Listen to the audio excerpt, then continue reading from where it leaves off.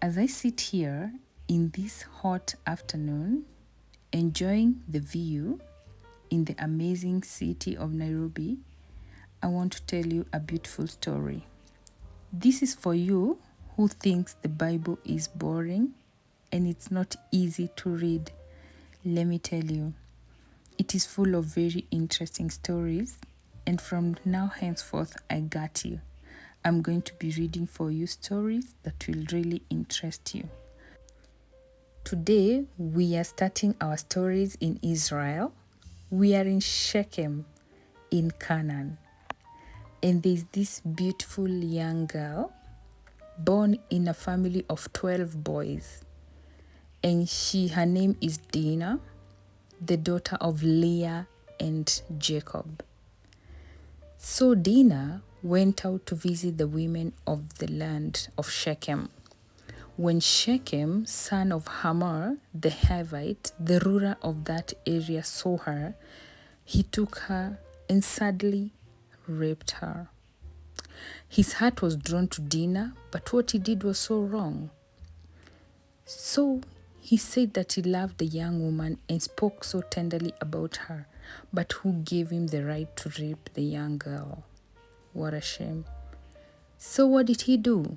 Shechem said to his father, "Get me this girl as my wife." Yeah, the entitlement. Did they even ask the girl? No, they didn't. So when Jacob heard that his daughter had been defiled, his sons at that moment had gone to the field with livestock. So he kept quiet and waited for them to return.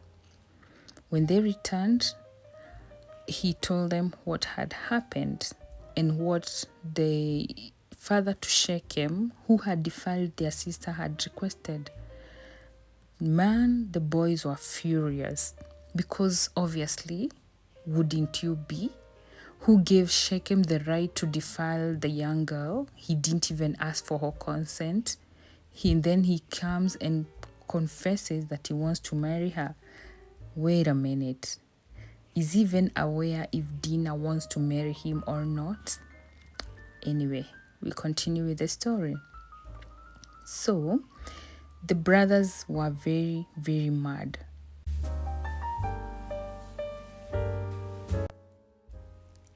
And in the midst of all that, Hamor, who was the dad to the rapist guy, Shechem, comes to the home of Jacob and now meets the sons too.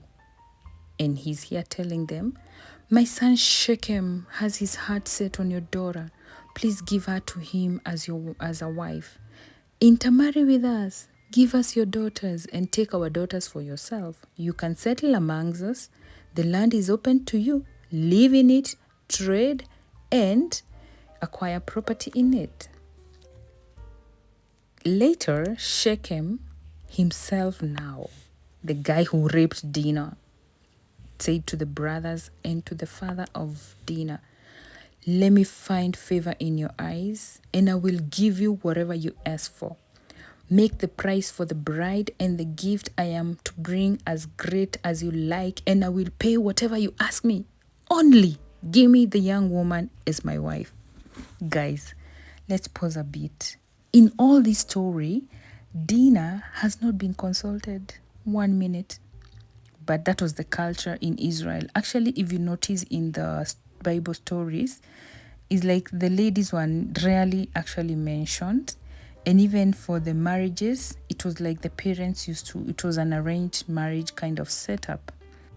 Back to our story. Now the sons of Jacob are at home. Shechem and his father has brought the proposal to marry Dinah. And these boys are really mad because personally, I would be mad and you also would be mad. Why did they do such an evil thing? So they decided to play along. But there was a catch to it.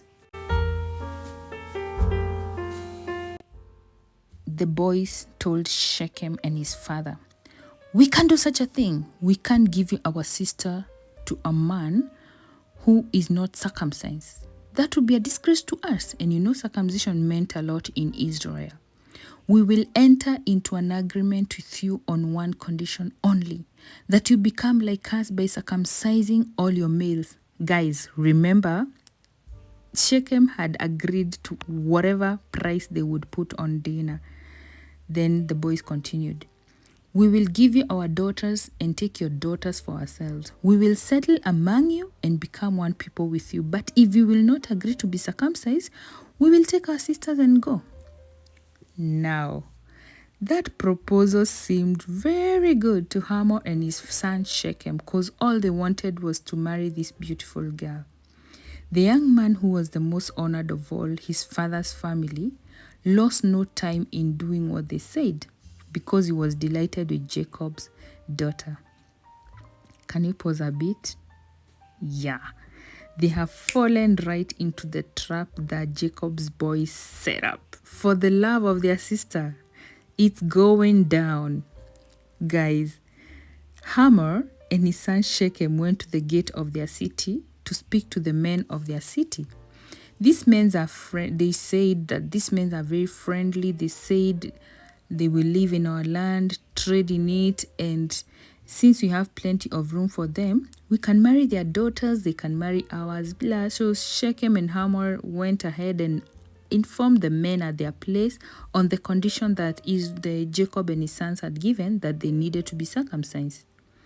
So the thing they had in mind was that their livestock, the property, and all the animals that they had would also become theirs.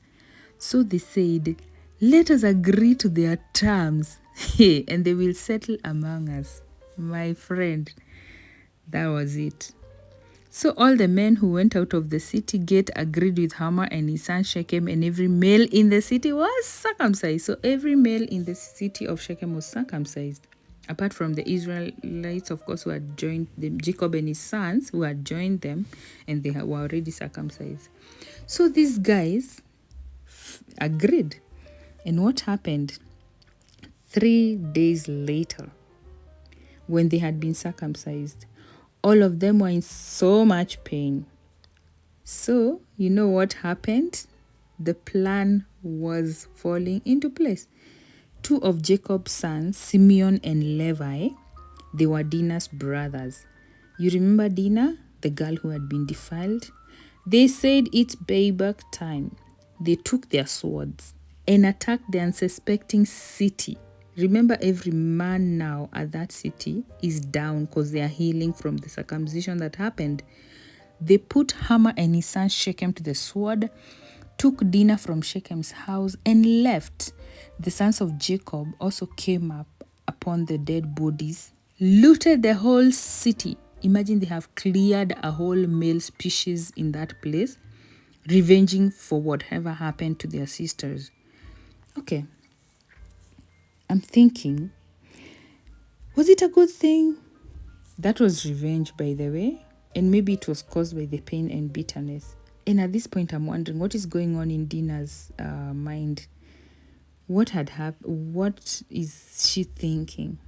Anyway, these boys seized their flocks, herds, donkeys, and everything else in that city, and out in the field, they carried all the wealth and all the women, the children. They took plunder, everything in the houses. Literally, they cleared that city after killing the men, and now they took possession of everything in that city.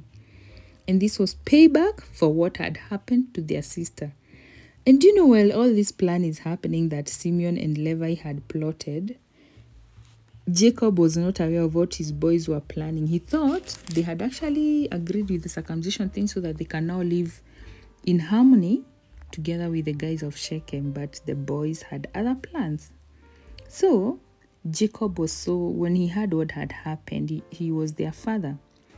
He said, "You have brought trouble on me by making me obnoxious to the Canaanites and the Perizzites, the people living here in this land.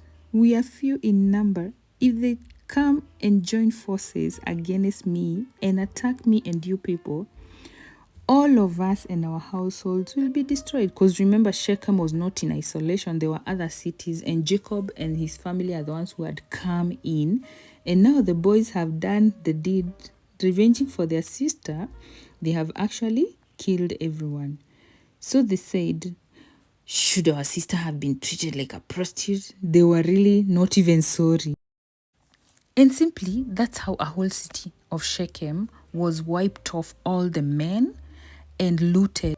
The story is drawn from Genesis chapter 34, yes, in the Bible. Coming up is another story. See you and tell me in the comment section what lesson have you drawn from this story. Thank you so much for watching and see you on the next one. God bless you.